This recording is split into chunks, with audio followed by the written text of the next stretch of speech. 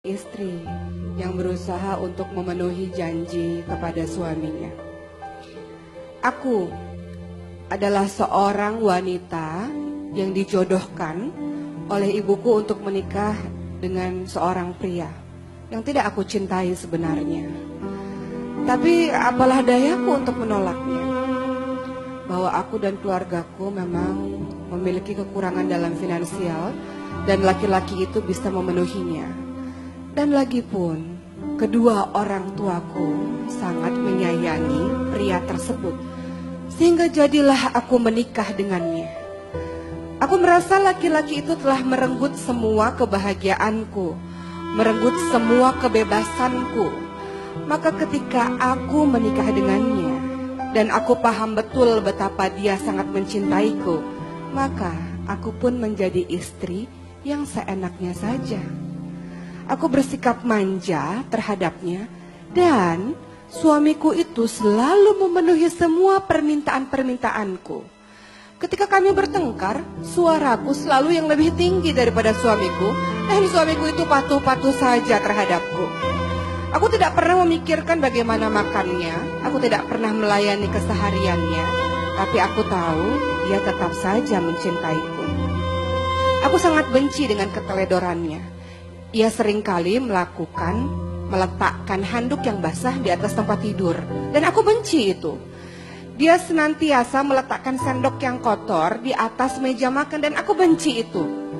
Dia senantiasa menggunakan laptopku dan lupa untuk menutupnya dan aku benci itu. Semua hal yang dia lakukan aku tidak suka. Dan aku tidak pernah mau memiliki anak dari dirinya. Maka setiap hari aku pun meminum pil agar aku tidak memiliki anak darinya. Namun suatu ketika aku terlupa untuk meminum pil tersebut. Dan ketika 4 bulan kemudian dan aku memeriksakan diri ke dokter, aku dinyatakan telah positif hamil dan mengandung anak kembar pula. Aku pun lantas marah kepada suamiku. Kenapa dia tidak mengingatkan aku untuk meminum pil tersebut? Ternyata suamiku ini sangat menginginkan seorang anak. Aku meminta kepada dokter untuk menggugurkan kandunganku tersebut karena aku tidak sudi mendapatkan anak dari dirinya. Namun dokter sama sekali tidak mau untuk menggugurkan kandunganku tersebut. Dan dengan terpaksa pun aku mengandung dan melahirkan anak dari dirinya tersebut. Suatu ketika seperti biasa aku bangun siang dan itu sudah terjadi setiap hari. Anak-anakku sudah beranjak memasuki usia 8 tahun. Mereka tengah sarapan bersama ayahnya. Dan seperti biasa ayahnya yang menyiapkan sarapan untuk mereka.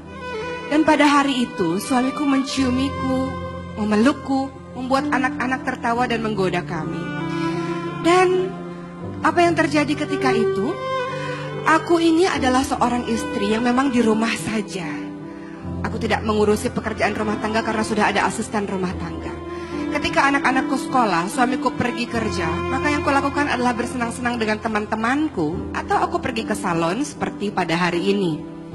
Aku pun pergi ke salon dan kemudian ketika aku selesai untuk mempercantik diriku, aku mencari-cari dompet di tasku dan ternyata di tasku tak ketemui dompet tersebut. Ketika itu orang-orang di salon mengatakan tidak apa-apa ibu bisa berhutang, besok-besok bisa datang lagi dan membayar. Tapi aku terlalu gengsi untuk itu. Dan aku pun menelpon suamiku dan mengatakan kemana dompetku. Karena memang setiap hal-hal kecil selalu suamiku yang tahu. Karena suamiku yang mengurusi semuanya dan aku tidak pernah tahu akan apapun. Lalu suamiku mengatakan, maafkan aku sayang, kemarin anak-anak membutuhkan uang kecil, sehingga aku harus mengambil dari dompetmu karena di dompetku tidak ada uang kecil. Lalu aku lupa untuk meletakkannya kembali ke dalam tasmu, dan aku letakkan di meja begitu saja, dan aku marah besar karena keteledoran itu. Aku benci sekali dengan suamiku gara-gara dia dompetku ketinggalan, dan gara-gara dia pula aku harus menunggu lama di salon untuk menunggu kehadirannya. Suamiku mengatakan, wahai istriku, tenang ya sayang, sebentar lagi aku pulang kerja, aku akan ambil dompetku di rumah dan aku akan mengantarkan dompet itu ke salonmu. Kamu tunggu sebentar di situ, kata suamiku. Dan aku langsung mematikan telepon begitu saja. Aku benci sekali dengannya. Seharusnya dia mengikuti semua kemauanku. Seharusnya dia menyiapkan semua kebutuhanku. Tapi kali itu dia lagi-lagi teledor. Dan aku marah. Aku pun menunggu menit demi menit, jam demi jam. Dan aku mulai tidak sabar. Aku terus menelponnya. Biasanya aku menelpon 2 kali dia sudah angkat. Tapi kali ini berkali-kali aku telepon, dia tidak angkat. Sampai akhirnya habis kesabaranku ketika ada orang yang mengangkat telepon tersebut. Belum sempat aku membentak, tiba-tiba dari sana terdengar kalimat, "Apakah ibu istri dari Bapak Gunawan?" Kata suara asing yang tidak pernah aku kenal itu. "Betul, ini siapa?" "Suamimu saat ini sedang berada dalam sebuah rumah sakit karena terjadi sebuah kecelakaan yang besar terhadapnya." Maka terus saja orang tersebut menjelaskan kronologis dari cerita kecelakaan suamiku. Dan aku pun pucat pasi tanpa berucap sepatah kata pun. Aku tidak tahu apa yang aku harus lakukan. Aku bingung seperti orang linglung. Dan aku duduk di sebuah pojokan di salon tersebut. Dan orang-orang salon itu pun akhirnya membawa aku dan mengantarkan aku ke rumah sakit. Di dalam rumah sakit tersebut sudah banyak keluargaku, sudah ada mertuaku, sudah ada orang tuaku, sudah ada anak-anakku. Dan mereka semuanya menangis. Dan aku tidak tahu apa yang mereka tangisi. Seusai ba'da maghrib, dokter kemudian menemui kami. Dan berita duka itu pun secara mendadak diberitahukan oleh dokter. Dokter meminta maaf pada kami dan mengatakan, Bapak Gunawan telah meninggal dunia. Semua orang menangis, mertuaku menangis, orang tuaku menangis, anak-anak menangis. Namun tidak ada setetes air mata pun yang jatuh di pipiku. Aku sibuk untuk menenangkan mereka. Aku katakan pada mereka, sabar, insya Allah mudah-mudahan ruh dari bapakmu itu akan kembali kepada Allah dan masuk ke dalam syurga Allah. Aku begitu tenang dan tidak ada setetes air mata pun yang mengalir di pipiku. Dan kemudian ketika jenazah itu pada akhirnya dibawa pulang ke rumah, di saat semua orang masih menangis dan aku terdiam, aku mulai membuka kain yang menutupi wajah suamiku tersebut. Kupandang dan kutatap lama jenazah tersebut. Wajah yang sudah kaku dan dingin tersebut. Tidak ada setetes air mata pun. Aku memandang lagi lebih lama. Dan aku baru sadar, inilah pertama kali dalam hidupku aku melihat dan menyaksikan wajah sedemikian suamiku secara seksama. Inilah pertama kali dalam hidupku aku melihat wajah suamiku secara betul dan tanpa terasa tetes air mataku pun mengalir di pipiku. Aku teringat bagaimana aku membentak-bentaknya selama ini.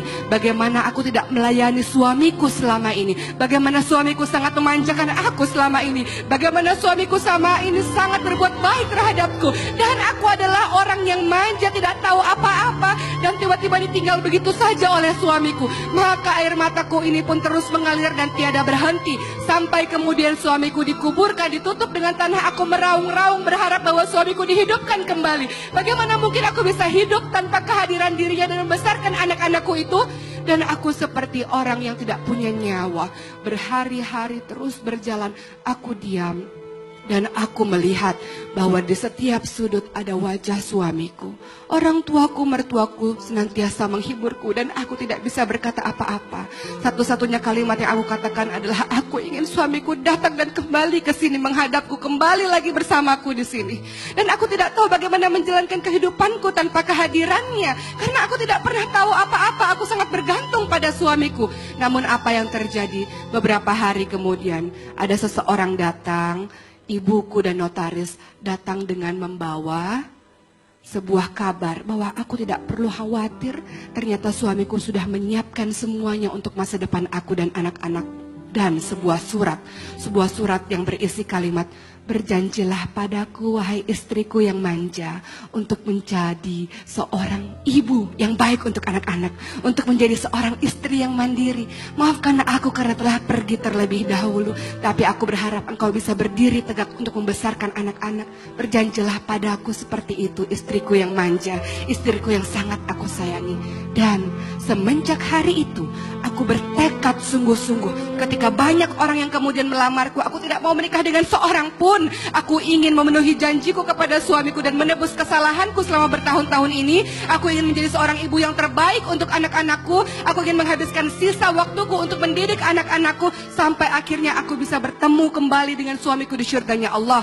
Mungkin saat ini di dunia dia yang melamarku, tapi nanti di akhirat aku berharap aku yang meminang suamiku tersebut. Maka aku penuhi janjiku kepada suamiku untuk setia dan mendampingi anak-anakku. Itulah kisahku, seorang wanita yang bodoh dan menyanyiakan seorang suami.